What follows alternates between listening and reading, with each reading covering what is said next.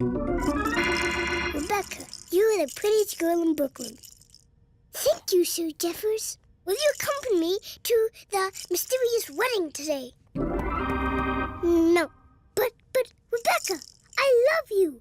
I love you, too. I love you. Marry me, Rebecca. No. Why? I don't love you. Whoopsies. Rebecca! I am in love with another. Who is this man? He is you. I love you. Marry me, Rebecca. No. Rebecca! I'm in love with your brother. Chad? I'll kill him when I find him. Or he will find you. Chad? The mysterious wedding has been our wedding all along. Rebecca and I are getting wed at the wedding today. You are not invited. Will you be my best man? Of course, brother.